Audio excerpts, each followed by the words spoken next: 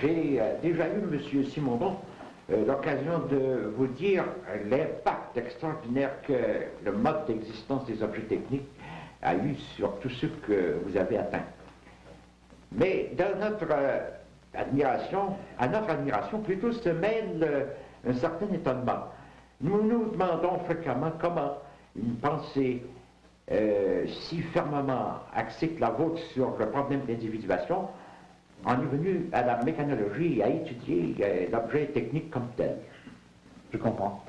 En fait, je ne saurais le dire, il y a toujours des hasards universitaires.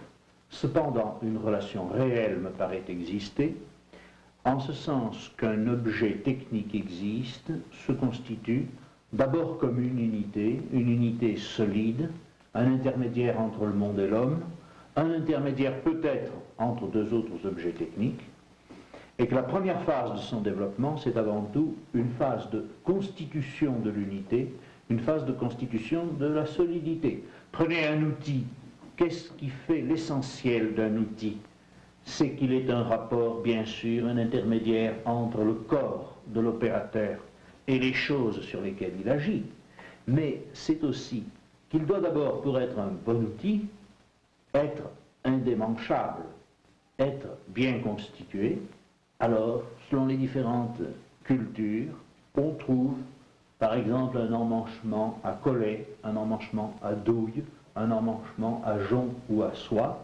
Ce sont différentes solutions qui sont appropriées au bois dur, au bois moyen, au bois tendre des pays du Nord. Ces différentes solutions sont toutes rationnelles si l'on tient compte des deux constituants, à savoir le fer d'un côté, le manche de l'autre, et si l'on se rend compte d'autre part que la nature même de l'outil, c'est d'établir un rapport constant et non fallacieux entre le corps de l'opérateur et l'objet sur lequel il agit. Il y a une individualité, mais une individualité intérieurement consistante de l'objet, même de l'outil. Ne prenons pas pour l'instant d'autres objets techniques, j'ai pris le plus élémentaire, celui par exemple que le roi Gourand a étudié dans Milieu et technique, ou bien L'homme et la matière. Mais si nous passons maintenant à la machine elle-même, le même principe d'individuation se retrouve, le même phénomène d'individuation se retrouve, mais peut-être dialectisé.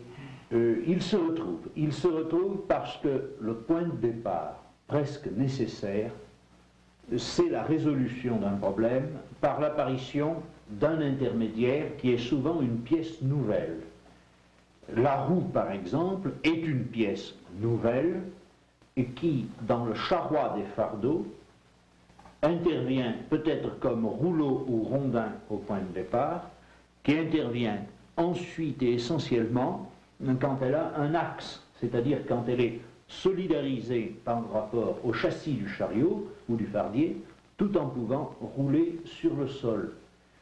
Cet intermédiaire doit d'abord, pour être viable, pour être fiable, comme disent nos industriels, être solide au sens à la fois vulgaire et latin du terme, c'est-à-dire d'un seul bloc.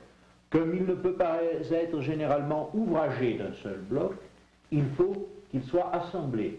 Et la technique de l'assemblage, c'est la technique artisanale de la solidité qui vise à faire un seul bloc avec plusieurs. Par exemple, le bordage a été dans les roues au point de départ surtout un système de fret. C'est le grand cercle en fer que nos charrons faisaient chauffer dans la braise avant que de le mettre autour des pièces de bois de la jante afin qu'il les serre par refroidissement. Et le moyeu. Le bon moyeu est un moyeu qui permet un assemblage solide, des raies. L'ancienne discussion sur les roues à rayons et le croisement ou le non-croisement des rayons, l'inclinaison des rayons par rapport au plan vertical du véhicule, ce sont des discussions qui ont trait à la première phase, à la phase, disons, d'individuation et de stabilité de la roue en tant qu'objet technique. Ultérieurement apparaissent d'autres phases. Mais le point de départ, c'est qu'une roue doit être une roue et qu'une roue doit être un et non plusieurs. Et quelle que soit la complexité ensuite de l'objet technique, mettons qu'il s'agisse d'une machine, si on peut toujours employer le concept d'objet technique à une machine constituée, complexe, le même principe s'applique au point de départ. à ce dialecte. Au point de départ, car pour qu'une machine existe, il faut d'abord qu'elle soit viable comme un être vivant est viable, c'est-à-dire qu'elle soit non autodestructive, qu'elle soit le siège, si l'on peut dire, d'échanges qui font qu'elle est stable. Songez à une lampe dans laquelle le feu prendrait, qui n'aurait pas cette régulation permettant à la combustion d'être stable. Bien. Cette lampe serait vouée à ne pas exister, précisément parce qu'elle serait autodestructive. Autrement dit, l'unité du fonctionnement, la stabilité du fonctionnement, sa cohérence interne, sont la condition d'existence d'un objet technique quelconque, aussi bien que d'une machine. Un moteur thermique, le premier moteur diesel, n'a pas pu exister parce qu'il n'avait pas été conçu de manière telle qu'il put ne pas exploser. Le mélange tonnant, l'introduction du combustible dans l'air se faisait avant la compression. Le deuxième moteur de diesel a été celui dans lequel une fine pulvérisation sous très haute pression de gaz oil intervient en fin de compression et sert en même temps à l'allumage, puisqu'à ce moment-là, l'air est à une température élevée, ce qui permet l'inflammation du gaz oil.